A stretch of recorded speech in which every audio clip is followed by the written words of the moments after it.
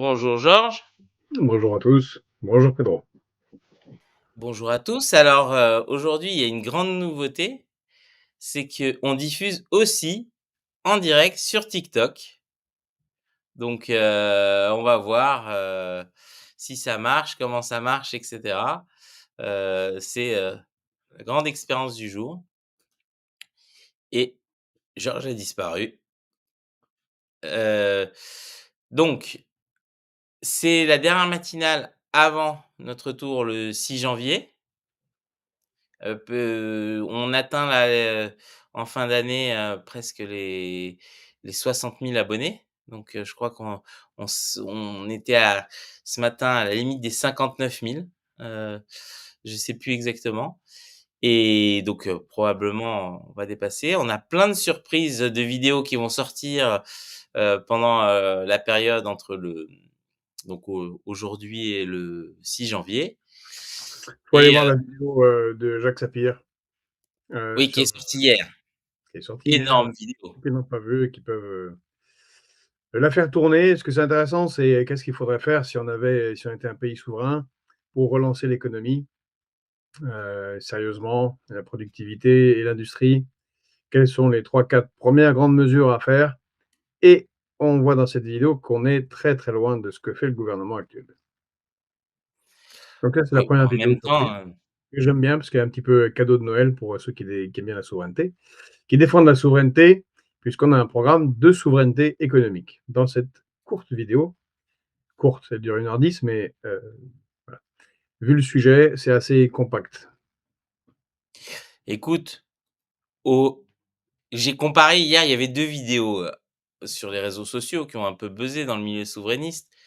Il y avait notre vidéo, claire, précise, concise, pédagogique et cetera et Ça y est, tu vas critiquer quelqu'un, vas-y.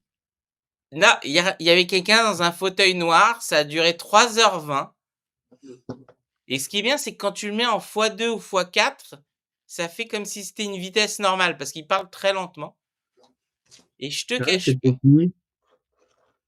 c'est Qui Papy est passé Moujot, on va l'appeler comme ça. qui est Alors il a passé parlé de nous, hein, plusieurs fois d'ailleurs. qui est passé chez Thinkerview? Monsieur François Asselineau. Oh mon Dieu. Mais il y a l'alliance Branco-Asselineau qui se prépare là. Ah ouais, non mais là, je te cache pas que je pense en même temps, c'est bien qu'il s'allie à Juan Branco, peut-être que ça va remotiver les mecs qui se sont endormis, tu vois? Mais OK, alors il fait un étalage de ses connaissances historiques et tout, mais tu as l'impression qu'il parle jamais de politique. Mais il a fait que 3 heures? Il était malade? Ouais, 3h20 je crois. Mais il était malade? Je sais pas, mais ça commence, pendant, je sais pas, les 5 premières minutes, c'est: «Alors, je suis né un 14 septembre 1980, 1214, le jour où Saint Louis a décré» et tu fais: «Waouh!» et ça pendant 10 minutes. Donc il a dit son signe astrologique, la couleur de son chat, tout.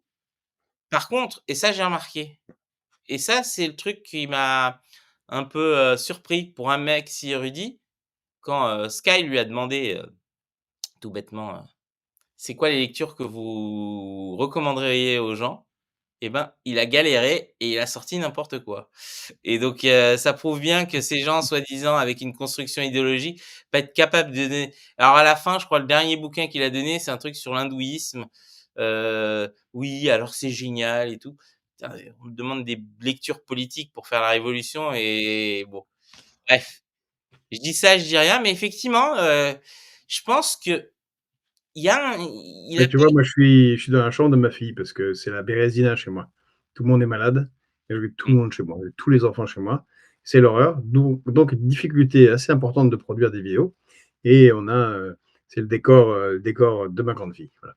Comme ça, vous le saurez et parce que tu parlais de livres et je vois qu'est-ce qu'il y a sur son bureau, c'est marrant. Ouais, c'est bien et il y en a qui ont des bonnes lectures. Oui, non, mais je comprends pas, en fait. C'est un truc un peu de base de la politique.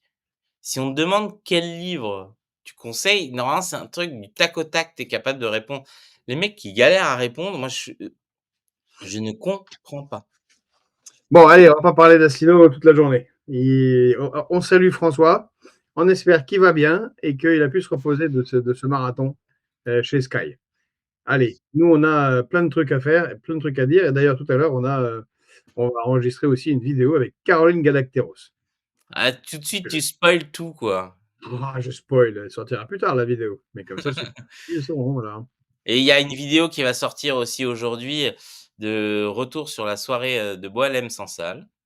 Il y a une vidéo qu'on a faite avec madame, Adnani, sur, la symbolique, de la prise de pouvoir, par, HTS et du moins les symboles qu'ils ont utilisés montrant que c'est toujours des islamistes radicaux et pas du tout, modérés comme c'est présenté, avec madame Adnani qui avait sorti le livre «Sortir de l'islamisme». Il y a aussi une vidéo en préparation sur Jean Moulin, par rapport aux 60 ans de sa panthéonisation. Et il y a plein d'autres vidéos. Je crois que tu as fait une autre vidéo très intéressante sur le renseignement et la géopolitique, il y a quelques jours. Qu'est-ce qu'on peut dire d'autre? Combien il y a de cadeaux de Noël dans notre hôte? Oh, ça c'est bien, on a bien balisé les cadeaux. Par contre, on se tâte avec Pedro, on va vous le dire tout de suite à ceux qui sont là, on se tâte à faire déjà une nouvelle expédition. On y pense depuis un certain temps, et ce serait en Éthiopie, parce que c'est un pays d'Afrique noire, le deuxième qui est rentré dans les BRICS. C'est aussi la capitale de l'Organisation de l'Unité africaine. Euh, c'est là que Thomas Sankara fait son discours sur la dette. Il y a en ce moment également un conflit au Tigré, là-bas, euh, et c'est une des plus grosses économies de, de, de, d'Afrique subsaharienne. C'est pour ça qu'elle est rentrée dans les BRICS. Et on aimerait aussi vous faire découvrir ce pays, pas seulement Addis Abeba, mais Addis Abeba, ce pays, pourquoi ils entrent dans les BRICS, qu'est-ce qu'ils en attendent, euh, quid des conflits dans cette zone de l'Afrique. Sauf que voilà, là, on rentre dans l'expédition un peu plus dure à mettre en place. Et on se demandait si, là, une sorte de sondage, est-ce que vous pensez que c'est intéressant? Est-ce que vous pensez qu'il faut qu'on fasse ça? Vraiment, on state, parce que on va y mettre, si on le fait, on va y mettre les dernières économies. Mais je crois que pas grand monde ne fait ce genre de choses. Donc voilà, c'est le cadeau qu'on voudrait s'offrir et vous offrir. Voilà. Tout à fait. Alors, il y a plusieurs sujets ce matin. On a un invité, alors il était censé avoir un deuxième invité, mais apparemment il y a eu un loupé, je je ne sais pas exactement pourquoi. On va améliorer tout ça. On est en pleine structuration de plein de choses, donc effectivement, parfois il y a quelques petits loupés. D'ailleurs, je ne sais pas si, les gens nous voient sur TikTok puisque je ne vois que les commentaires des gens sur, Twitter et YouTube. Donc j'espère que ça marche. Dans tous les cas, on a plusieurs sujets, ce matin. Et on va commencer par un sujet qui est Emmanuel Macron à Mayotte, qui a fait des déclarations choc. Et qu'est-ce que tu en penses? Genre et en fait, j'ai tellement envie, ça devient tellement, guignolesque, du moins ça l'était déjà depuis longtemps, mais là que j'ai même du mal à commenter. Ah ouais, c'est un génie quand même. Il a réussi. J'ai une sorte de malédiction entre l'Afrique et Macron, parce que dès qu'il met un pied en Afrique, il se comporte comme un gamin. Alors, il est président de la République, et il a l'air d'oublier quel est le statut de sa fonction. En tout cas, euh, moi, je suis d'une certaine manière un peu content parce que vous vous souvenez, on avait fait lundi matin, on avait fait la matinale, on avait commencé sur Mayotte et on s'interrogeait sur, sur pas le déni, mais le fait qu'il soit pris un peu de loin, un peu euh, pas, c'était pas le sujet central des médias et Bayrou allait à Pau, le président de la République faisait je ne sais pas quoi. Euh, Bon, depuis, au moins ça a réagi, que ce soit médiatiquement ou l'État. On aura ce qu'on avait proposé, un jour de deuil national le 23 décembre, et il semble s'être réveillé pour essayer enfin de s'occuper un peu de ce département le plus pauvre de France et donc qui a subi avec violence d'autant plus de violence que c'est le département le plus pauvre de France, ce cyclone. Mais voilà-t-il pas que Emmanuel Macron va là-bas. Euh, Déjà, la manière dont il présente les choses. Je vous ai amené de la nourriture. Je vous ai amené. Oui, il a profité du vol pour charger les soutes, ce qui est très très bonne chose, de matériel et pour que ce soit un des vols qui amène du matériel, de la nourriture et de l'eau sur l'île. Mais il s'en est vanté au moins, je ne sais pas, au moins 100 fois. C'est assez pénible. Et puis là, il se vexe, en fait. On voit le caractère d'Emmanuel Macron. Alors, il ne peut pas faire autre chose que de se mettre en bras de chemise. Il remonte ses chemises. Sa chemise, vous savez, il faisait ça à chaque fois, avec les gilets jaunes. Allez, je me mouille, je suis avec vous. On dirait qu'il avait une pelle dans les mains juste avant. Bon. Et puis en fait, ce qu'il a envie, c'est de parler. Et ce dont il a envie, parce que c'est un, c'est un petit enfant narcissique. Régis de Castelnau n'arrête pas de dire que c'est un enfant narcissique. Eh bien, c'est le cas. Je pense que psychologiquement, il est incapable de se soigner de ce problème qu'il a. C'est un enfant narcissique. Et donc là, il voulait avoir la foule qui le prend, qui dit bravo Macron. Eh ben, il n'a pas eu ça. Il y a eu des gens évidemment en colère, fatigués. Et il n'a pas supporté la diatribe d'une dame. Je ne sais pas si vous avez entendu ce qu'elle a dit. Elle n'a pas dit grand-chose, la dame. Elle a dit ça ne va pas. Bref, les propos d'une personne dont la maison a été détruite et dont tout le voisinage, tout le quartier, la ville a été détruite. Et Macron nous sort: ah, si vous n'étiez pas en France, ça serait 10 000 fois pire. Non, mais Voilà. Esprit néocolonial quand il nous tient. Oui, ça serait 10 000 fois pire si c'était, je ne sais pas, un autre pays moins développé. Mais encore une fois, pour un pays développé, franchement, il a mis du temps à réagir, donc peut-être pas la ramener de ce point de vue-là. Et puis je ne sais pas si l'Angleterre ou la Russie ou l'Italie ne se débrouillerait pas mieux, je ne sais rien. Là, pour le moment, c'est assez moyen. il y a des La pays situation est très très difficile à Mayotte. En tout cas, voilà, il a trouvé l'occasion de la ramener et de rabrouer les gens. Hein. Ah, c'est pas compliqué, il suffit de traverser la rue. Hein. On vous aide, on est gentil. Moi. Emmanuel Macron, dans toute sa superbe. ah oui, non, mais c'est surtout, alors je sais pas comment, on traduit ça en culture, mahoraise, mais elle aurait pu lui faire une Montjoie Saint-Denis, hein et ça aurait été largement mérité.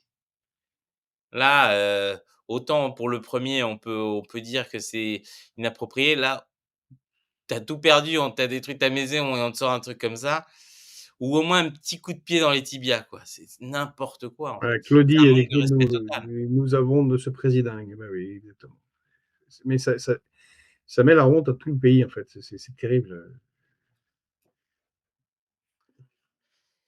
Ouais, Mamel Gibson dit comment un président peut dire dans un département français soyez déjà content d'être français. C'est dingue. C'est vrai que c'est dingue. C'est-à-dire qu'en fait, vous avez raison, de facto, il ne les considère pas réellement français. En fait. ouais. C'est bien le problème. C'est Bah, bien c'est le pour ça souci. que c'est dans cet état-là, aussi. Enfin bref, heu, donc on voit, bon ça c'est Macron et il y a une deuxième chose qui m'a beaucoup énervé, ce matin, qui je pense, va énerver, beaucoup de Français, surtout, à un moment où on demande énormément d'efforts à tout le monde. C'est Je te coupe, je suis désolé. Il y a Fred Krum qui a écrit il y a un trend qui tourne qui révélerait que Macron aurait un côté raciste sous couvert de bonne manière. Oui, oui, c'est fort possible et je vous rappelle, en 2017, il avait fait une magnifique rentrée. Il était en voyage officiel en Bretagne et il avait fait une blague en riant un peu comme une hyène sur les kwassa kwassa. Avec kwassa kwassa. Et oui, il y a quelque chose d'un peu raciste chez lui. Donc Pedro, excuse-moi, je t'ai coupé. Non, c'est pas grave. De toute façon, comme je vais m'énerver, si tu veux, tu as permis au soufflet de redescendre un peu, mais je vais m'énerver. Donc aujourd'hui, notre nouveau premier ministre a trouvé rien de mieux que de dire que, bah, alors qu'on demande aux Français de se serrer la ceinture, qu'on va diminuer les services publics, les remboursements de médicaments, que les entreprises, on leur donne plus d'argent. Mais quand même, il fallait rediscuter la taxe sur les super profits. Alors, il faut juste comprendre, heu, les super profits, on parle d'argent qui potentiellement va au-delà, de ce que l'entreprise a besoin. On n'est pas, sur de l'argent, du fonds de trésorerie d'une petite PME qui a besoin de boucler ses fins de mois. C'est le terme, hein, super profit, c'est même pas profit. Exactement, c'est même plus des Super profit. profits, c'est des super profits et donc Bayrou dans une, franchement, si on ne devient pas anticapitaliste après avoir lu cet article, je pense qu'on est perdu. C'est le truc, même moi, ça me donne envie de prendre ma carte, de créer la nouvelle internationale là. C'est de dire, en fait: «Non, mais il faut préserver ces gens-là, vous comprenez?» Alors déjà, on a un problème structurel en France, c'est que le CAC 40 fait l'économie, ce qui n'est pas le cas de beaucoup de pays, mais nous, on a vraiment, on est structuré sur ces grands groupes. Grands groupes qui ont des taux d'imposition ultra bas, qui bénéficient de milliards d'argent public et on dit: «Eh les gars, l'argent en plus qui défiscalise et qui ne reverse pas à l'État, on va leur laisser». Je pense qu'il y a des gilets jaunes qui brûleraient des trucs et pas que des gilets jaunes. Non, voilà. Je sais pas ce que toi tu as comme commentaire là-dessus, Georges, mais de temps en temps, il y a des trucs, tu te dis: «Mais c'est comme Macron». C'est comment on peut dire un truc comme ça? Bah, en fait, cette, cette sortie de Bayrou est très intéressante et révélatrice. On en a parlé d'ailleurs, avec, Jacques Sapir hier sur la question, de l'imposition, même si c'était pas le sujet principal dans la vidéo, à savoir, quelles sont les mesures pour, taxer ces super profits. Donc là, on parle, comme tu l'as dit Pedro, de très, très grandes entreprises. Il ne faut pas faire la confusion, tu l'as bien précisé et tu as raison, il ne faut pas faire la confusion qui est tout le temps faite dans les médias, qui est faite par des politiciens comme Bayrou, de la petite PME, de la petite entreprise d'artisanat, bref, et de dire: «Ah, on va vous taxer». Non, on ne parle pas de ça. On parle de grandes multinationales qui souvent déjà défiscalisent largement, comme tu l'as dit. Donc on a déjà un problème de collecte de l'impôt avec eux de manière générale, qu'il faudrait repenser, ce qui profite des dispositions liées au traité de libre-échange et des traités européens pour éviter de payer l'impôt. Certains ne payent pas du tout, hein, on l'a vu. Euh, et voilà, ça c'est une chose. Et c'est important comme sujet puisque nous sommes dans une crise du budget qui est grave et il faut trouver de l'argent. Alors, plutôt que de taxer, je pense qu'il faudrait faire de toute façon une énorme réforme de l'imposition, mais plutôt que de taxer les classes moyennes et les petits, ce que fera, ce que refera à nouveau ce gouvernement, parce que là c'est facile, il y avait une occasion de remettre un peu de justice sociale et de récupérer un peu des fortunes colossales qui disparaissent, parce que on ne cessera jamais assez de le dire, ces 500 fortunes de France, première, dont beaucoup sont liées à ces grands groupes et à ces grandes multinationales, contrôlent quasiment 50% du PIB du pays. C'était 16% en 1993. Ces gens-là, en 30 ans, ont pris le contrôle du pays, en fait. Les fortunes des 500 plus grandes fortunes de France ont cru de 476% en 15 ans. En fait, et on a toujours le même délire qu'on n'aime pas l'argent, qu'on n'aime pas les riches, que les gens ne peuvent pas s'enrichir. Il n'y a pas de meilleur endroit au monde que la France pour s'enrichir pour les milliardaires et les millionnaires. On a les taux d'enrichissement les plus massifs du monde. Je ne sais pas si vous imaginez, plus qu'à Dubaï. Ça, tout, rien que ça, c'est ça le pognon de dingue. C'est ça les amis des riches d'Emmanuel Macron. Il a travaillé pour 500 familles et elles lui rendent bien. Bon, eh ben, Bayrou s'illustre par déjà son incompétence. Qu'est-ce que vous voulez? Voilà. Non, C'est mais ça le courage. En fait, Bayrou, il a raté la porte. Tout de suite, il y a des championnats de ski en ce moment. Il a raté la porte. Il fallait, le premier jour, fallait qu'il soit, lui, si soi-disant il voulait avoir une place dans l'histoire de France, il fallait qu'il soit à Mayotte. Voilà. Avec un avion. C'est à lui de faire ça. Et dire la France est là et on vous soutient et on est ici en France et la collectivité nationale va vous soutenir. Et deuxièmement, c'était de venir avec ce sujet en le défendant, soi-disant faire un gouvernement. Je ne sais pas comment il va faire. Si même il ne veut pas taxer les super profits, il n'y a aucune chance comment voulez-vous que le PS trouve un moyen de même. Il faut bien qu'il y ait un petit moyen pour qu'il ne censure pas. Il donne toutes les cartouches pour se faire censurer. Donc, à nouveau, à un moment donné, ce sera le RN qui décidera de l'avenir de ce gouvernement. Donc, rien n'a changé. non, mais en fait, faut comprendre un truc, Georges. Regarde, c'est quand tu es super riche et que tu as des super profits, et ben, tu as un super yacht, mais que ton yacht, il est trop grand pour aller dans certains ports, donc il te faut de l'argent pour adapter les ports ou bouger les ponts. C'est quand même on se rend pas compte, en fait, de la détresse émotionnelle d'un super riche avec son méga yacht qui peut pas rentrer dans le port dans lequel il veut aller. Moi, je pense que voilà, il faut qu'on ait un peu plus d'empathie. Ça n'a rien à voir, c'est des gens avec des vraies responsabilités. C'est pas comme les pauvres qui peuvent pas se soigner parce qu'ils ont pas d'argent. Ne pas pouvoir garer son super yacht quand même, c'est un vrai sujet. C'est agaçant, hein. Non, je suis désolé. D'ailleurs, franchement, bon, non, je vais pas dire parce qu'après si ça se passe, après on va m'accuser. Mais bon, pareil, comme on dit, une Rainbow Warrior sur un de ses yachts. On peut dire ça? Non, c'est horrible. Non. Heu, c'est non, mais c'est honteux. C'est honteux. C'est honteux qu'on demande qu'on dérembourse des médicaments. C'est honteux qu'on soit pas, que ces entreprises, parce que ça aussi, faut le dire, ces entreprises du CAC 40 sont responsables directement et là, il y a la responsabilité politique, mais eux aussi sont responsables de la désindustrialisation du pays. Ils sont responsables, des délocalisations. Ils sont responsables, de la mauvaise collecte des impôts. Ils sont responsables aussi de la sous-traitance à outrance et de plein d'autres choses.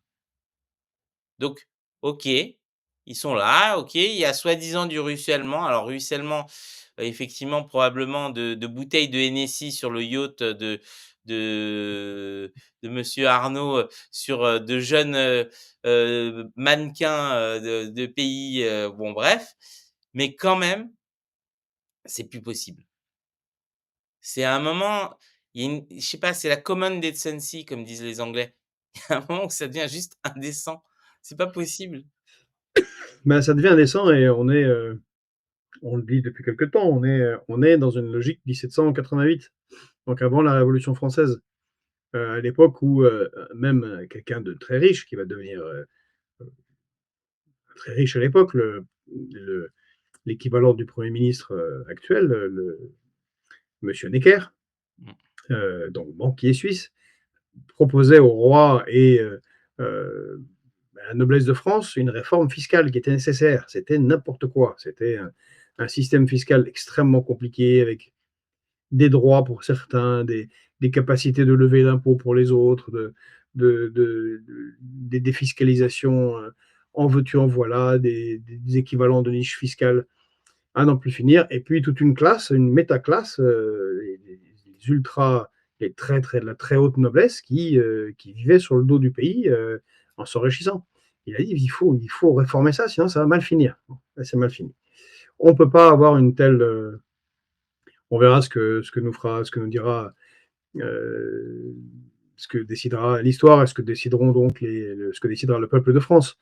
Mais une telle, dans une période de crise longue comme on est, qui va s'aggraver, de crise de la dette, de crise politique, avoir une classe aussi riche qui s'enrichit autant et qui est totalement déconnectée, mais du peuple, ça peut pas durer infiniment. Ah bah, c'est clair. C'est clair, surtout quand et je vais faire le lien avec, cette autre nouvelle qu'on a découvert, ben, on savait depuis longtemps. C'est quelque chose qui existe depuis très longtemps. Je crois le premier cartel, c'est celui de l'ampoule, si je me souviens bien. Mais on découvre donc, bah, les fabricants d'électroménagers, vous savez l'électroménager qui sert à faire les puces, des missiles russes. Donc, les mêmes, c'était, arrangé. Des taquins, Pedro, aujourd'hui. D'ailleurs, je vois, il y a Maison qui vient de me faire rire. Pour être plus efficace, le ruissellement est fait en goutte à goutte. C'est exactement ça. Bon, alors, ils ont été taxés parce que quoi? Ils ont mis trop de, il y a trop de puces et qu'est-ce Non, qu'ils ont non, fait? la réalité, c'est qu'ils ont fait une entente sur les prix, en particulier avec les distributeurs, donc Darty, la Fnac. Non, c'est vrai? Des entreprises en monopole sont entendues sur les prix? Ça, c'est incroyable. Exactement et donc ils se sont fait condamner parce qu'en plus, on a un tel sentiment d'impunité en France que, bah, ils l'ont fait. Alors la Fnac a dit quand même: «Eh, on a été condamnés qu'à 109 millions d'euros, hein». Mais déjà par rapport au manque à gagner sur le pouvoir d'achat des Français, parce que les gros électroménagers, c'est quand même un poste de dépense important. On voit effectivement que, bah, les probablement les 500 € ou 600 € d'une machine à laver, bah, ça coûtait pas ça et que par contre, ça les a pas dérangés de délocaliser et qu'aujourd'hui, je crois, il y a plus qu'un seul ou 2 modèles de machines à laver fabriquées en France. Mais voilà. Je sais même pas si je sais qu'il y a Calor qui fait encore des fers à repasser en France, Mmh. mais J'en avais trouvé qu'une, la dernière fois que j'ai changé de machine à laver, il y avait qu'un seul modèle et c'était un modèle qui, trappe par le haut donc bah, je l'ai pas pris. Mais non, non, ça existe plus et donc c'est pour ça j'ai qu'on l'impression que ce qui existe, c'est assemblé en France, mais bon, ouais, je suis même la pas sûr, hein. totalité, fabriquée en France, je crois que c'est fini. Peut-être qu'au Exactement. Brabant, c'est peut-être qu'il reste encore une usine, de Gaulois réfractaires qui fabriquent qui fabriquent ça en France. Ouais. Et on va dire c'est cartel parce que c'est limite, une logique mafieuse, hein. Heu, c'est quelque chose justement, bah, c'était aux États-Unis qu'ils avaient, légiféré, sur, comment ça s'appelle? Donc le 1er cartel effectivement, c'est le cartel de Phoebus, donc qui était, composé de Philips, Osram et General Electric.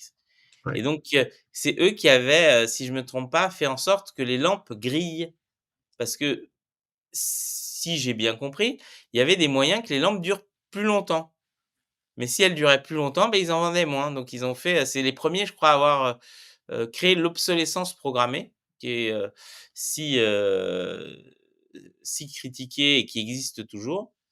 Et donc voilà, donc là encore un nouveau cartel. Le truc c'est que un, la peine est pas suffisante et 2, alors je suis désolé, hein, sans tomber dans du populisme de base, pourquoi personne n'est en prison? Ce genre de pratique, il y a un moment, on devrait être dans un pays où à un moment, il y a quelqu'un qui se fait choper et même si la peine n'est pas longue, il faut qu'il passe un sale quart d'heure. Pas juste payer une amende qu'ils ont d'ailleurs probablement, hem, ils avaient mis de côté et qui doit être bien inférieure au profit qu'ils ont fait à entuber les Français. Alors il y a Michel, Joy, je sais pas, dans le fil qui nous dit: «Il y a Brandt France». Alors effectivement, il reste Brandt France, avec 2 sites, un à Orléans et un à Vendôme. Voilà, où ils font des cuisinières, des fours, des tables vitrocéramiques. Mais Mais est-ce ils qu'ils ont fermé, Esnay, ils ont fermé Lyon, ils ont fermé La Roche-sur-Yon, ils ont fermé, Nevers, ils ont fermé Lesquin et ainsi de suite et ainsi de suite. Donc il y avait une vingtaine de sites, il en reste 2. mmh. Donc il s'est pas entièrement fini, effectivement, merci beaucoup. Hem,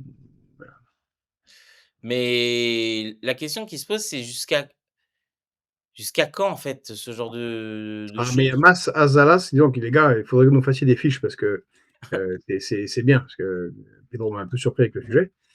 Hem, qui nous dit que Brandt a été racheté par un Algérien.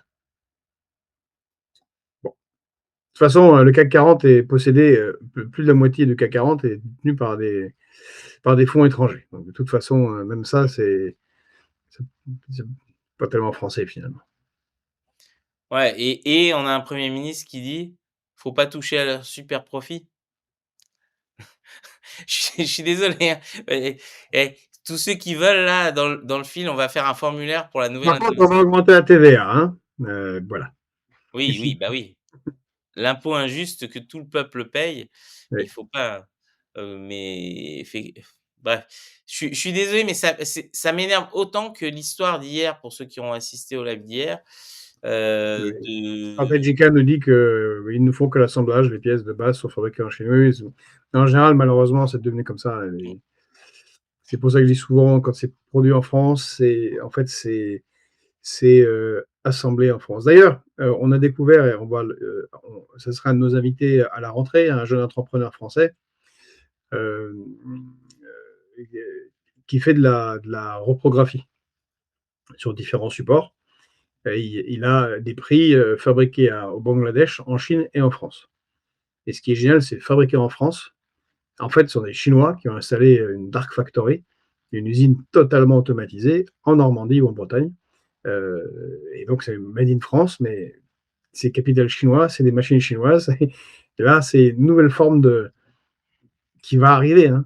Je ne sais pas si on se rend compte, de d'évolution du capitalisme industriel. Après les délocalisations, après le licenciement, eh ben, c'est les entreprises qui reviennent, mais par des capitaux de ceux de chez qui on a délocalisé, mais qui n'embauchent pas. C'est formidable. Voilà. non mais Et c'est il faut savoir que ce genre d'entreprise, c'est amusant parce qu'elle rentre dans le positif de notre balance commerciale, puisque c'est produit en France. Puisqu'ils sont enregistrés comme entreprise française. Tout ça est très très drôle. Voilà. non mais c'est clair que voilà et les choses vont mal et les choses ne vont pas mal parce qu'on est un pays trop taxé. Elles ne vont pas mal parce que les Français travaillent pas. Elles vont mal parce qu'on a des abrutis qui dirigent ce pays. Voilà, je l'ai dit et je le pense et je serais capable même de le démontrer par A plus B, vu toutes les destructions d'entreprises qu'il y a eu. Il y a des trucs que j'aimerais bien qu'on m'explique d'ailleurs et alors c'était pas dans le sujet de ce matin, mais certains ont vu cette séquence avec, la ministre suédoise qui évoque justement, le fiasco de l'énergie. Elle dit: «C'est super, la Commission européenne nous a dit, de faire, Au revoir, Ipati. Merci. Et ouais, bon au revoir week-end. Ipadi. De voir, pour avoir que du renouvelable, elle dit: «On a du renouvelable, mais ça dépend de la météo». Donc c'est en fait, au final, on a de l'énergie qui vient d'Allemagne qui n'est pas, on va dire, en bas carbone et elle dit: «Il faut revenir au nucléaire parce que sinon on va pas s'en sortir». Alors elle le dit pas clairement comme ça, elle dit: «Faut revenir à l'énergie décarbonée», mais on comprend tous le message et elle dit: «Regardez la situation dans laquelle vous nous avez mis» et elle s'adresse aux Allemands, «à cause de vos choix qui ont eu un impact sur toute la zone et pour lequel nous, on n'a pas pu choisir et vous nous imposez en fait du n'importe quoi et maintenant on se retrouve comme des cons». Voilà. C'est je sais pas, tu as réagi je crois dessus toi, Georges, sur Twitter si je me trompe pas, non? Alors, j'ai un problème, c'est que ça a coupé. Donc, je te regarde désespérément. OK. Euh, Tu me vois ou pas? je te vois, mais j'ai pas entendu aucun son. Oui, je disais, je parlais de cette ministre suédoise et je crois que Ah! Oui et toi, je crois que tu as réagi là-dessus? Excellente ministre, pas allemande et suédoise. Oui, c'est ce que Heu, j'ai dit. Elle ah se d'accord. plaignait de l'Allemagne. Et elle se plaint de l'Allemagne. Oui, on a fait une blague parce que là, enfin, j'ai fait une blague sur ce tweet. J'ai dit que cette dame pouvait se permettre de dire les quatre vérités à l'Allemagne et de dire que ça suffit la fixation du prix tel qu'il est fixé en Europe parce que ça nuit aux intérêts suédois. J'ai dit c'est normal qu'elle puisse dire à la Commission européenne et à l'Allemagne ces quatre vérités parce que la Suède est quand même la deuxième puissance euh, de l'Union européenne. C'est un pays, le premier pays producteur de nucléaire et le pays qui a la dissuasion nucléaire. Donc, contrairement à nous, petite nation, on ne pourrait pas se permettre de dire des choses pareilles à Madame von der Leyen et au gouvernement allemand. Bon. En fait, cette ministre, Eba Busch, elle a, un nom, elle a un nom assez amusant quand on le dit comme ça, mais Eba Busch, comme Bush, eh bien, est vice-première ministre du gouvernement suédois et en même temps ministre de l'énergie et de l'industrie. C'est intéressant parce que hier, dans la vidéo, Jacques expliquait que Jacques Sapir qu'une des premières choses à faire, c'est réorganiser le gouvernement de manière intelligente pour pouvoir faire un gouvernement qui planifie le retour, le retour à une économie fonctionnelle dans ce pays. Et ben, c'est exactement comme ça que fonctionne leur gouvernement. Donc, elle est responsable d'un pôle qui fonctionne de manière coordonnée, énergie, industrie. Et voilà, ben, elle a dit non, stop, ça suffit, on a tous construit des éoliennes partout. On a un problème, c'est que l'énergie manque quand la météo est pas au rendez-vous euh, et, euh, et la fixation du prix fait que ça dépasse considérablement les prévisions du budget suédois, que ce n'est pas pilotable comme d'autres formes d'énergie et que le problème n'est pas de faire des énergies renouvelables, mais c'est de faire de l'énergie zéro carbone. Donc, c'était lisé entre les lignes, c'est le nucléaire. Donc c'est la France. Et ce qu'il faut rappeler à ceux aux défenseurs des énergies dites renouvelables, qui ne sont renouvelables en rien du tout, en particulier l'éolien, que certes, ça contribue au mix, mais que ce n'est pas une solution. Personne en France ne fera les efforts qu'ont fait les Allemands. Ils ont mis quasiment 1 trillion, 1 000 milliards d'euros dans le renouvelable, et ça ne marche pas. Et les Allemands font beaucoup d'efforts. Ça marche tellement pas qu'ils ont rouvert des dizaines d'usines thermiques au charbon. Et qu'ils sont de fait le pire producteur de CO2 de toute l'Europe. Et le meilleur, devinez c'est qui? Enfin, un des meilleurs, c'est la France, grâce à notre nucléaire et à rien d'autre que de toute façon, on vend aux Allemands le soir parce qu'ils n'ont pas assez d'énergie. Donc tout ça est totalement débile, débilissime. Voilà. Ça n'a aucun sens. Et il est grand temps voilà, d'arrêter. Mais voilà, on est très content que les Suédois, cette immense et puissante nation, aient le courage que n'ont pas nos politiciens. Alors, j'ai mis un commentaire qui m'a fait beaucoup rire. C'est pas la faute à la Commission européenne si les éoliennes ne sont pas efficaces, c'est la faute du parlement qui ne brasse pas assez d'air. Pedro, il va Et falloir que tu agisses pendant 2-3 minutes sans moi. J'ai un problème de batterie et j'arrive tout de suite, tout le monde. il y a pas de problème. Et effectivement, c'est surtout, une des absurdités de la politique énergétique dans l'Union européenne, c'est qu'il y a pas la même géographie partout. Il y a pas les mêmes conditions climatiques partout. Quand vous êtes en Irlande, ou dans les pays de la mer du Nord, bah, il y a pas les mêmes niveaux de vagues que quand vous êtes, sur des îles en Grèce. Et concrètement, heu, quand on fait une Union européenne qui donne une règle globale pouvant s'appliquer, de manière globale, ça marche pas. Parce que bah, il y a des pays où il y a beaucoup de vent, d'autres où il y a pas de vent, d'autres où on peut faire des éoliennes en mer, d'autres on peut pas faire des éoliennes en mer. Il y a des pays où il y a beaucoup d'hydraulique, d'autres où il y a pas d'hydraulique. Tout ça est variable Et donc c'est pour ça qu'on parle de mix énergétique. Et là où c'est intéressant avec le nucléaire, c'est que le nucléaire fait fi de la météo et justement de la de les, des questions, spécifiques de géographie. La seule chose qu'il faut, c'est une source d'eau pas très loin et cetera. Mais voilà, c'est aussi simple que ça, hein.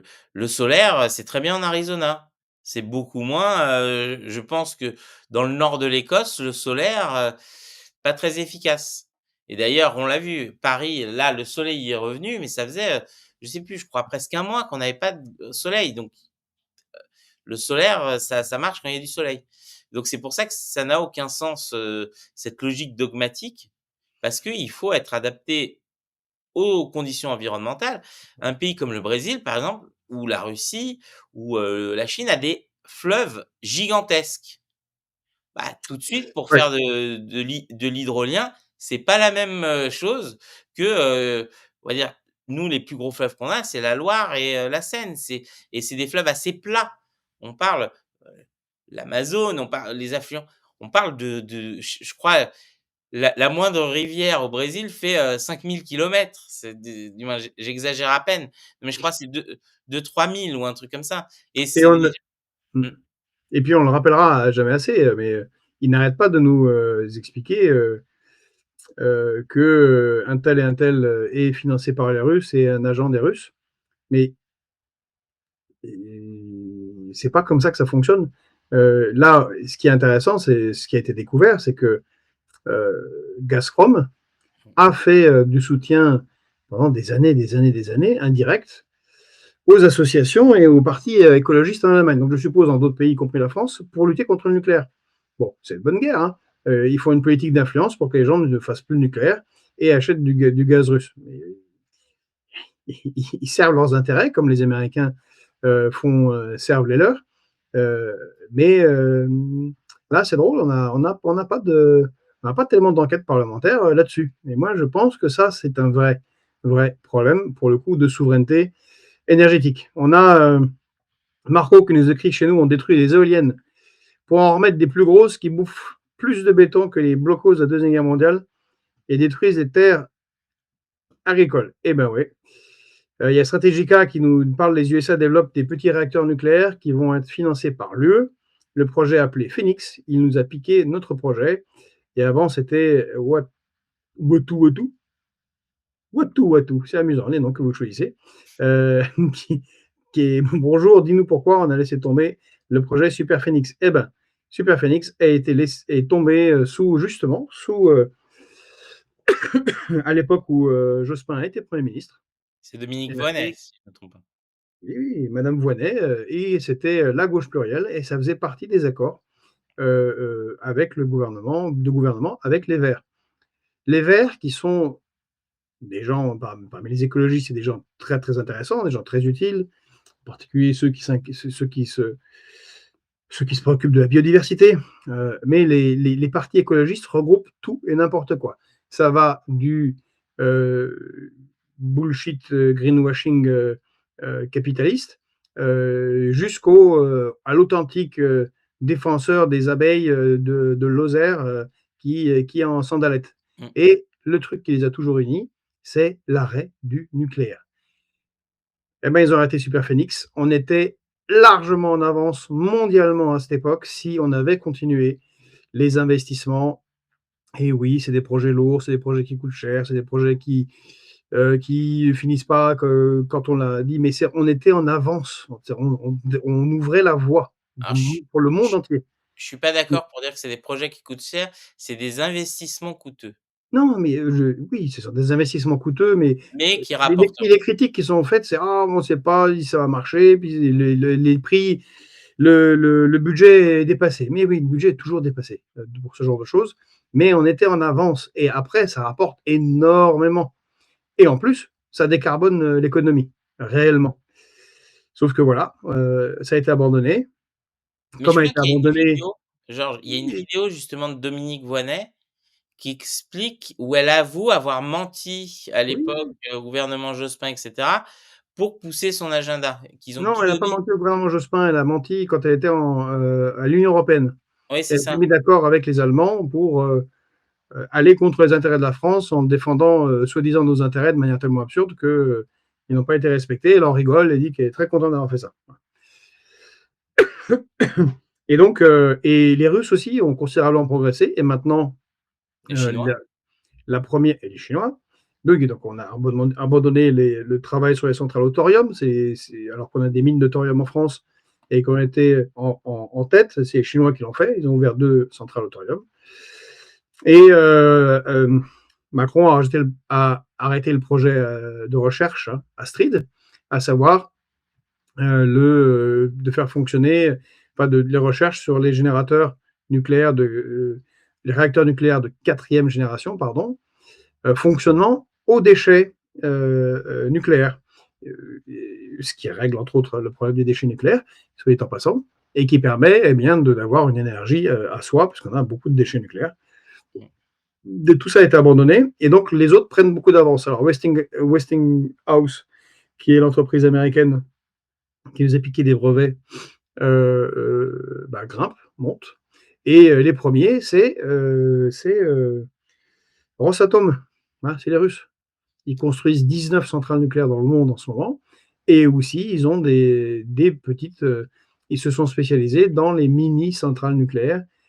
Typiquement, ce qui serait génial à Mayotte. Voilà, une mini-centrale qui, en plus, donne suffisamment d'énergie à une usine de dessalement d'eau. Voilà ce que ferait un pays qui s'occupe de ces territoires et qui a une vision d'avenir. Mais ce n'est pas ça qu'on fait. Et donc, à la fin, on va acheter effectivement des mini-centrales nucléaires aux Américains. Mais tu sais le plus cocasse, Georges? C'est-à-dire que nous, alors, j'adore cette expression, l'Union européenne en voie de sous-développement. C'est qui investit aussi massivement dans le nucléaire? C'est les pays africains, qui sont en train de construire des centrales et cetera, parce qu'eux, ils ont compris. Et donc en fait, nous, on va se retrouver les seuls avec, des moulins à vent et des panneaux solaires où il y a pas de soleil et on va dire: «Mais on comprend pas, on a plus d'énergie». Oui, oui, Alors mais dans que la discussion qu'on l'énergie a c eue avec Monsieur Boukari, ton ami mmh, du lycée, qui est un des papes du panafricanisme, même si on n'est pas d'accord avec tout, mais ça rentre en conformité avec ce que nous ont dit beaucoup d'Africains quand qu'on a rencontré à Kazan. Oui, c'est sympa le néocolonialisme mais, français, mais quelles sont les réalisations? Pourquoi il faut attendre que les Russes proposent de construire des centrales nucléaires? Mais on aurait pu faire ça, largement. On s'est vraiment tiré une rafale dans le pied à la fin des années 90, entre autres sur ce sujet. ouais, non mais c'est, c'est voilà, mais bref, c'est ça se passe de commentaires parce que pour ça, alors certains ont dit, c'était des criminels effectivement, ceux qui nous dirigeaient puisque j'ai dit des abrutis. C'est clair que dans un pays qui se respecte, normalement, avec des gens qui réfléchissent, qui planifient et cetera, ça fait longtemps, dans n'importe quelle société, hein, n'importe quelle société, même la plus petite des PME, des gens aussi peu efficients, je pense qu'ils auraient été virés depuis longtemps. Fred qui écrit Georges, tu vas pas mettre un réacteur nucléaire en dehors de France, enfin. Euh, pourquoi pas? De Ça t se fait, hein. de toute façon, maintenant, on est complètement dépassé là-dessus, donc et la question se pose Non, on a un plus. moyen, on est toujours dans le top 5, mais Oui, faut mais faut se réveiller. Quoi. on décline et vite. C'est tout le problème, c'est-à-dire que Sous-marin et éolienne, c'est drôle ça, Marco.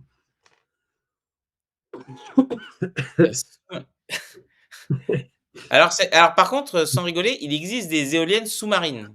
Ça, j'ai déjà vu et c'est assez Mais ça efficient dans s'appelle des les usines marémotrices, c'est très très bien. non, non, c'est pas des alors c'est encore autre chose. C'est effectivement, tu mets un peu plus loin et ça va c'est en fonction du courant, mais tout dépend du courant. Ce que je disais, si tu mets ça, sur les îles grecques, bah, ça te sert à rien. Tu mets ça, je pense, sur certains coins de la côte atlantique, tout de suite, ça fait du sens. Ben oui. Parce qu'il y a pas le même brassage d'eau. Voilà, c'est aussi bête que ça. Mais Et je le répète, truc il y a des trucs qui marchent très très bien, c'est les usines marémotrices. Je sais pas si ça s'appelle ça tout que à ça fait. s'appelle éolienne, mais c'est une turbine qui tourne avec le courant qui passe et qui repasse. Et ça, on est sûr que qu'il y en aura tout le temps. Et alors, on sait même à quelle heure on a la production d'énergie. Enfin, bon, bref. Euh, Ouais, non, non, mais bon, c'est comme ça. Mais il y Mais a des choses qui Ragnarok, brillent aussi. on n'est pas aussi extrémiste que Ragnarok, hein. Ce qu'il décrit, il y a des balles dans la nuque qui se perdent. Non, non. Il y a des voyages au Kergolène qui se perdent, Ragnarok. Exactement Une balle en dans la parlant de nuque qui voyage au prend, tout Kergolène, ça va me permettre de parler, d'un sujet un autre sujet qui m'a énervé. Il y a beaucoup de sujets qui m'énervent là, cette fin d'année, mais parce que j'ai trouvé honteux. C'est-à-dire que hier, c'est fini le procès donc des viols de Mazan et il y a un avocat, Christophe Bruschi, donc qui était avocat d'une des pa d'un des mis en cause et qui a voulu, probablement avocat qui doit bien aimer les caméras et on va dire dont l'éducation, bah, je pense n'a jamais été faite. Donc il dit: «Mon client est libre, il vous remercie et il vous dit merde» et après, qui continue, donc il a appelé, les manifestantes des tricoteuses, donc en référence à celles qui attendaient, les décapitations, pendant la Révolution française et dans un mépris complet, en fait, justement de la situation, en trouvant que justement, ces militantes féministes qui venaient, soutenir Gisèle Pelicot, étaient là pour voir du sang et cetera. Alors que quand même, OK, son client s'est pas fait condamner parce que et je vais parler un peu crûment apparemment, l'agression sexuelle qu'il a fait n'était pas, aussi grave. Mais moi je peux le dire, un mec qui va il s'est peut-être ravisé. Mais un mec qui va pour aller, on va dire, consommer quelqu'un qui est inanimé et cetera, à mon avis, il aurait mérité d'être condamné par principe parce que ça veut dire que sa morale est très particulière. Mais peut-être Georges, toi, tu as un mot là-dessus? Ah, on t'entend plus Georges. Oui, pardon, pardon. Oui, parce que la crève, a des enfants, évidemment, fait son voyage, vers moi, comme vous pouvez le voir. Les yeux bizarres et je tousse tout le temps. C'est très agaçant. Donc excusez-moi pour ça. Donc oui, d'abord, je disais, il faut se rendre compte de la portée de ce procès. Voilà, heu, c'est, c'est une étape qui va rester dans l'histoire, du féminisme et du féminisme dans ce que ça a de positif.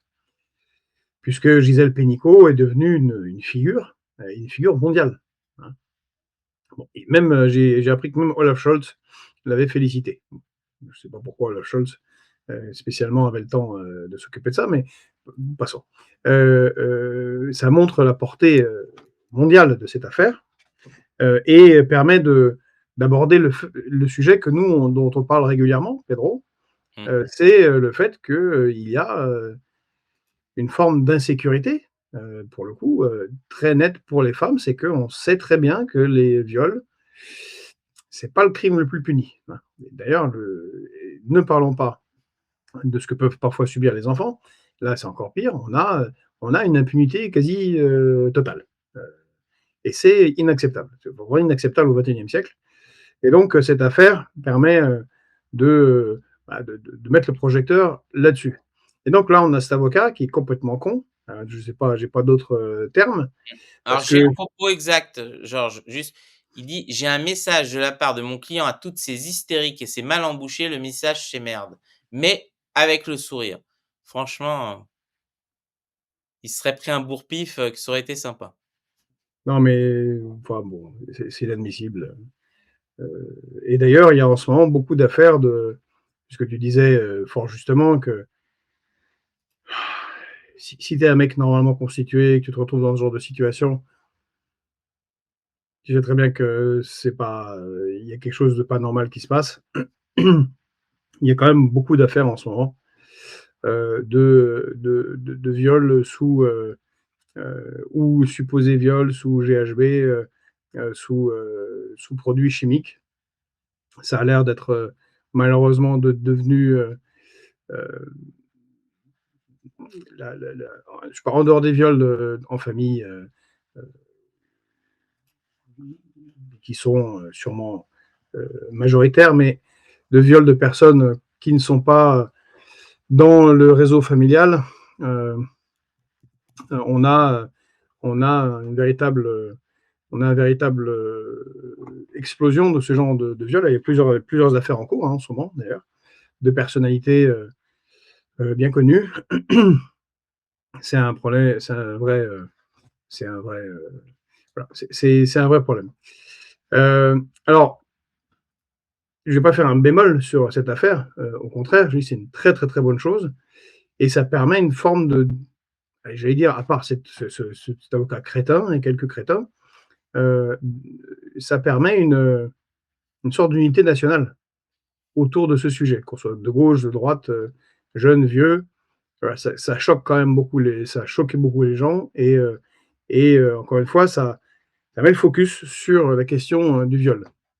Mais aujourd'hui, il y a un autre procès, il y a un autre verdict qui va être donné et je crains que là, il n'y ait pas d'unité nationale et là, ça va poser problème.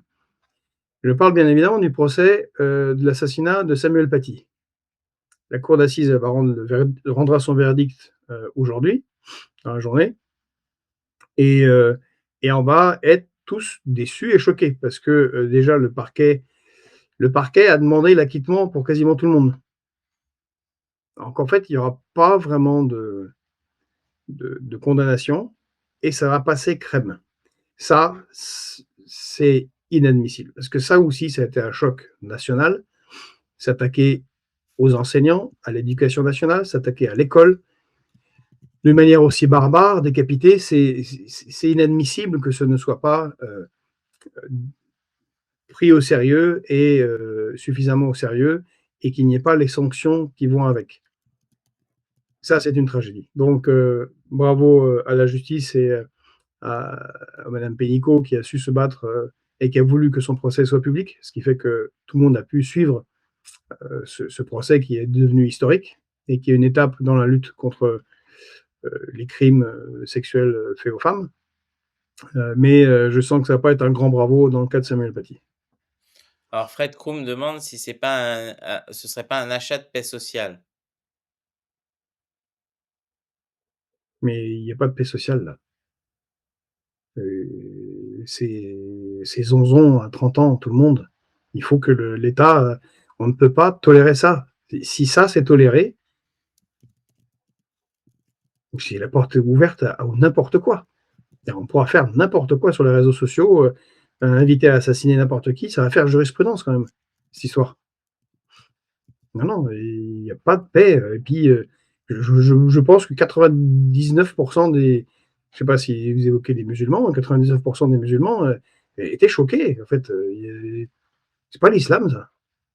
Un abruti qui va tuer quelqu'un au nom du petit Jésus, et, je sais pas, si on condamne, je ne vois pas pourquoi les catholiques ou les protestants seraient choqués et devraient manifester, descendre dans la rue. Au contraire. C'est quelqu'un qui dénature leur foi. Donc, il devrait être puni, point, 2 fois, 3 fois, avant de finir en enfer. Oui, alors moi qui crois pas à l'enfer, je préfère, croire, qu'ils finiront dans le néant, tu vois? C'est Oui, mieux. l'enfer, c'est un petit côté Kerguelen, tu vois? Ouais. C'est ça qui est bien. Non, c'est trop doux les Kerguelen. Il y a la mer et tout, le paysage est pas mal quand même. Moi, je pense que bref, c'est ce qui est sûr, c'est que, heu, les peines seront pas à la hauteur parce qu'aussi, tout bêtement, le code pénal n'est pas, n'a pas été pensé pour ce genre de choses. Ça n'existait pas au moment où les lois ont été faites. Le principe d'utiliser les réseaux sociaux pour, on va dire, pousser des gens à la haine. Donc c'est aussi le problème, actuel. Le législateur a pas l'air de s'en préoccuper alors que pourtant, c'est des cas de plus en plus fréquents. Bon, bah, voilà. Mais bon, Bonjour, bonjour Nicole, qui nous salue de Munich. mmh, Ben oui, Léonard Michelon, qui est dans la logique du soutien au nouveau dirigeant syrien, Pedro, nous avait rappelé que l'assassin de Samuel Paty était en relation avec les gens d'HTS, donc avec les rebelles modérés.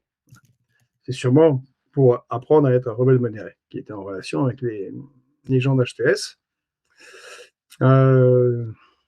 Et Watou, pourquoi le député qui a drogué sa collègue, il n'y a pas eu de sanction?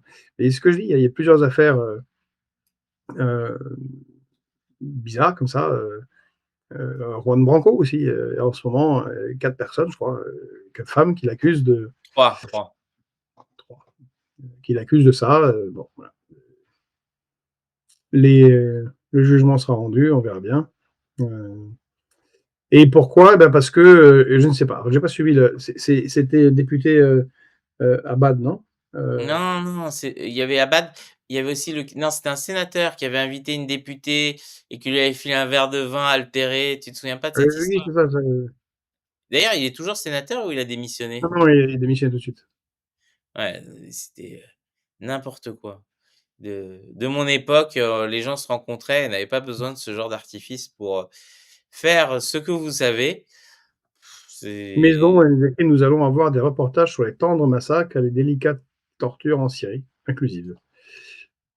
Non, mais en fait, Maison, ça marche même pas comme ça, c'est qu'il y aura pas de reportage. Arrêtez d'en parler. Ça se fera dans le silence.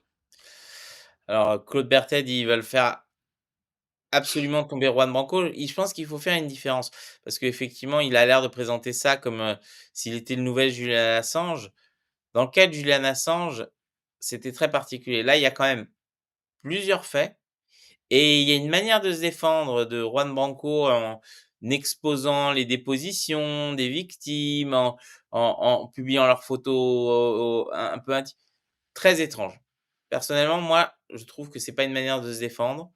Si on est accusé à tort, on reste droit dans ses bottes et on ne fait pas on va dire, on n'a pas besoin, de tomber, dans ce qu'on soi-même on va subir. Donc, ce côté harceler, les ses propres accusatrices, que ce soit vrai ou pas, hem, Non, mais dans son cas, c'est comme dans d'autres. Le problème, c'est qu'il y a plusieurs personnes qui, visage découvert, en donnant leur nom, mmh, portent plainte. Ouais, bon, alors peut-être c'est une cabale, on verra. En tout cas, si c'est une cabale, elle est bien montée. Il y a Gaël Lily qui a écrit: «Messieurs, lisez le Coran ou vous êtes ignorants ou vous mentez. Les islamistes appliquent le Coran et la charia de la part d'une Algérienne». Je suis pas sûr qu'on soit ou peut-être qu'il y a une incompréhension. Ah oui, c'est quand j'ai dit qu'ils dénaturent leur religion. Oui, non mais oui. Si c'est ça auquel vous faites référence, oui, je connais les discussions sur, un peu sur le Coran et les hadiths du prophète et ainsi de suite, mais en laïque, ça ne m'intéresse pas et ça ne m'intéresse pas dans l'espace public. Le problème n'est pas de juger une religion. Il y a des théologiens, il y a des philosophes, des gens qui en discutent en rond. C'est très, très bien. mmh. Ils peuvent déterminer que telle religion est meilleure qu'une autre. C'est leur problème.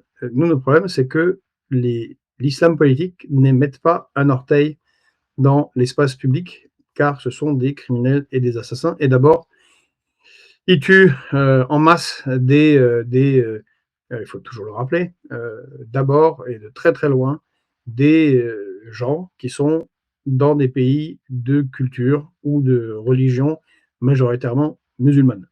Comme en Syrie, par exemple. C'est assez génial. Là, les 500 000 morts du conflit, tout est reporté sur la tête d'Assad. La moitié au moins, c'est Daesh, minimum. Et donc les copains et leurs copains qui sont arrivés au pouvoir actuellement. Donc voilà, c'est aussi pour ça que ce procès, ça va être la fête chez les frères musulmans s'il n'y a, il y a pas de condamnation. Mmh. Et alors, je vois beaucoup qui disent, Attal veut faire tomber, Juan Branco et cetera. Franchement, les batailles entre bourgeois, moi, ça m'intéresse pas. Et Je pense qu'ils Juan Branco veut se présenter à la présidentielle. Qu'en pensez-vous? Bon, on verra s'il se présentera jusqu'au bout. En tout cas, il a l'air de vouloir discuter, ce qui est d'un mouvement très très étrange avec Asselineau, tout ça. Et on verra bien. On verra bien. bah, écoute, comme tu dis, on verra, mais On après, verra. je pense qu'il faut autre chose que des outrances pour faire un programme présidentiel. Mais bon, heu, Et Idoubs écrit, pour l'instant, c'est la religion juive qui tue en masse. Encore une fois, je vais pas faire le théologien, je ne crois pas que ce soit la religion juive. Par contre, c'est un gouvernement d'extrémistes, zélotes, cinglés, d'extrême droite qui se servent de la religion, en particulier Ben Gvir, dans le gouvernement de Netanyahou, en particulier Ben Gvir et Smotrich, pour mener un nettoyage ethnique à caractère génocidaire, oui, qui tue beaucoup, beaucoup de monde. Et les protestants aussi tuent en masse, hein, les faucons américains, sont pas très, on va dire, Non, ils tuent en masse aussi. néo-évangéliques, il faut faire attention, il faut pas être trop franco, centré sur ces questions-là. Les Ouïghours, en Chine, ils c'est pas des juifs qui sont en face. Il y a en Birmanie, et cetera. Ils Les exactions entre groupes religieux, malheureusement, ça fait partie des histoires des religions. C'est pour ça que certains, pensent que la laïcité est une solution contre l'oppression des peuples et je pense que c'est pas une mauvaise chose. Parce que justement, ça remet, l'Église dans la sphère privée et évite, les ingérences dans la sphère publique. Un autre petit sujet avant qu'on enchaîne sur Tanguy, Georges, il y a eu un changement à la direction de Marianne. Alors on a interviewé, Natacha Polony,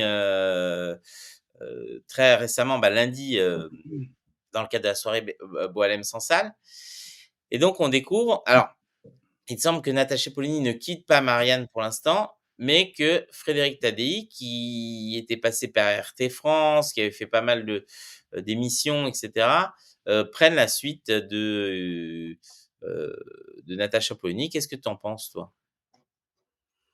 Écoute, franchement, Pedro, tu me prends un peu de court. Je ne sais pas. Je sais pas. Je crains que Marianne ne disparaisse. Marianne, le journal qu'on aime bien, puisque c'était un peu le vaisseau amiral souverainiste en France, de gauche républicaine, défendant la laïcité. Et c'est ça qui a été critiqué par Kretinsky, puisque c'est Kretinsky qui le possède. Et c'est le pire représentant de la gauche traîtresse socialiste, hollandiste de gouvernement, mais mitterrandien, tout ce que ça a de mauvais, Denis Oliven, qui gère le dossier pour Kretinsky. L'ancien patron de la FNAC, patron de l'Obs.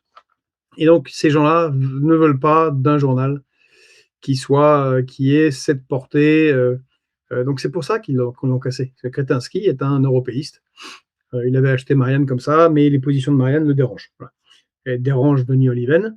Et donc, ils ont décidé de couler. Alors, déjà, ils ont passé quand même le journal qui faisait quasiment 90 pages. Entre 80 et 90 pages, c'est passé à 48.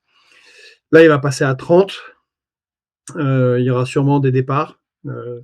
Alors, Natacha Polony garde un éditorial, mais elle ne garde pas la ligne éditoriale. Il faut bien comprendre. C'est très différent. Et Tadei, c'est quelqu'un que moi j'apprécie. C'est un des sûrement meilleurs intervieweurs et animateurs d'émissions qu'on a en France. Je ne savais pas qu'il était homme de presse. Bon. Voilà, j'ai peur que tout ça se passe un peu comme les entreprises qu'on délocalise et qu'on affaiblit petit à petit. Voilà, c'est bien dommage. Alors, il y a un petit sujet, avant juste Et qu'on je vois, passe. il y a des discussions, ouais, on ne tape pas sur les musulmans. Encore une fois, Idoubs, je crois que c'était Idoubs, quand on dénonce l'islam politique, on fait la même chose que Kadhafi, on fait la même chose que Nasser, on fait la même chose que ce qui s'est fait avec le parti Baas, on fait la même chose que tous les nationalistes arabes, et qu'on fait la même chose qu'ont font les républicains en France avec leurs catholiques.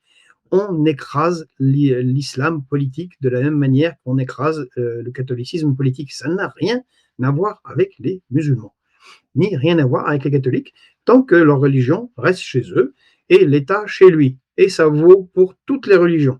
Or, en France, on a fait ça avec les catholiques et on y est allé pas du dos de la cuillère, comme on dit, Idoubs. Peut-être vous ne le savez pas, mais au début du XXe siècle, on a envoyé l'armée dans 700 congrégations. 700.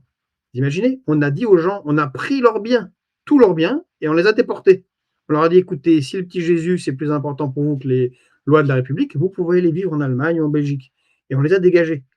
Imaginez qu'on fasse ça aujourd'hui. On n'en est pas là. Mais en vrai, c'est ce qu'il faudrait faire. Que ce soit des synagogues, des églises ou des mosquées, s'il y a là des gens qui ne respectent pas les lois de la République, on envoie les forces de l'ordre, on prend leurs affaires, on leur dit allez vivre dans les pays où on aime les rabbins, les petits Jésus ou le Coran, et genre allez au Qatar, allez en Arabie Saoudite, vous y serez bien. Voilà, c'est ça qu'il faudrait faire. Et ça n'a rien à voir avec les musulmans en général. Je répète. Alors, moi, j'ai un dernier petit sujet un peu plus, léger, mais qui pose de vraies questions, parce que je sais que certains, l'apprécient. Donc même, je crois c'est, Agnès Molina-Verdier qui a dit, qu'il nous faudrait un homme comme ça à la tête de l'État. Bon, heu, le président Javier Milei a pris la nationalité italienne. Bon, on va dire, venant d'un bouffon, qui fasse des bouffonneries, c'est pas très choquant. Le truc, c'est que ça pose quand même de sérieuses questions, quant à on va dire, qu'un président puisse prendre une autre nationalité. Imaginez qu'il y ait une guerre entre, l'Argentine et l'Italie, il fait quoi? Et comment, on va dire, il peut pas être taxé de conflit je veux dire, ça veut dire que son libertarianisme va jusqu'à la même destruction, le principe d'identité nationale. Bon, Ouais, je sais pas, il y a beaucoup d'Italiens en Argentine. au Brésil Euh, aussi. Pardon. Non, mais en Argentine aussi, il y a beaucoup d'Italiens, beaucoup de gens du sud de la France. D'ailleurs, le tango, c'est un Niçois qui l'a inventé, hein, entre autres, bah, qui l'a codifié. Donc, il doit y avoir un lien quelconque bizarre qu'ils ont dû trouver pour lui accorder la nationalité. Mais effectivement, c'est très étrange, surtout quand on est un président en fonction. Mais ce qui est inquiétant, c'est que le président Milei devient une sorte d'étendard pour les libertariens et les gens qui veulent totalement détruire l'État et l'État social, parce que c'est exactement ce qu'il fait. Bon, voilà. Et donc, ça ne me surprend pas de la part de Mme Meloni. C'est pour ça qu'on a des confusions idéologiques très fortes. Elle a été accusée d'être fasciste. Le fascisme, c'est pas ça. Le fascisme, entre autres, est un étatisme.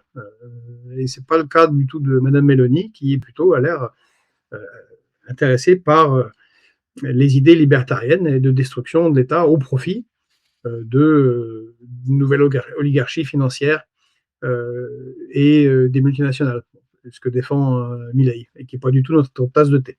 Donc voilà, ça lui ferait une nouvelle nationalité. L'Italie, c'est super sympa. Euh, euh, mais pour un chef d'État, c'est vraiment étrange. Mais ça me permet d'évoquer un truc par rapport à la question de l'immigration en Italie. L'immigration, les Italiens bidonnent leurs statistiques sur l'immigration, depuis, très longtemps. En fait, justement avec ces fameuses naturalisations. C'est-à-dire qu'il faut savoir que, si vous avez eu un grand-oncle italien, et que vous êtes en Amérique du Sud, bah, en gros, vous pouvez obtenir très facilement, il y a des cabinets d'avocats qui vous obtiennent le passeport. Moi qui Mmh. ai des, C'est très lointains cousins évident, là. italiens, je pourrais avoir le passeport italien si je veux. Ce qui leur permet, tous les ans, je crois, d'avoir, heu, 80 000 il y a 80 000 Brésiliens, je crois, qui prennent la nationalité, italienne tous les ans, par exemple. Mmh. Et donc c'est des gens qui arrivent adultes, qui deviennent italiens. Et donc comme ça, ils disent: «Ah voilà, ça leur permet de bidonner les chiffres de natalité qui sont très bas en Italie. Ils ont un vrai problème démographique. Ça leur permet, de montrer des stats d'immigration assez faibles, humains, sur, un certain nombre, alors qu'en fait, en réalité, c'est comme si nous, on naturalisait en masse, des gens de nos anciennes colonies, et donc quand ils arrivent ici, ils seraient déjà français, donc ils rentrent pas dans les statistiques, d'immigration. Donc ça, il Alors, il faut y le a savoir. Lizzie Lindsay qui me dit qu'il y a des liens très intenses entre l'Argentine et l'Italie. Oui, c'est ce que j'ai dit, il y a des liens très très forts. Il y a des raisons pour que les gens aient la double nationalité, et bien, éventuellement, mais c'est bizarre pour un président en fonction. Par contre, je reviens à nouveau, parce que sur le sujet précédent, il double ce qu'il nous écrit.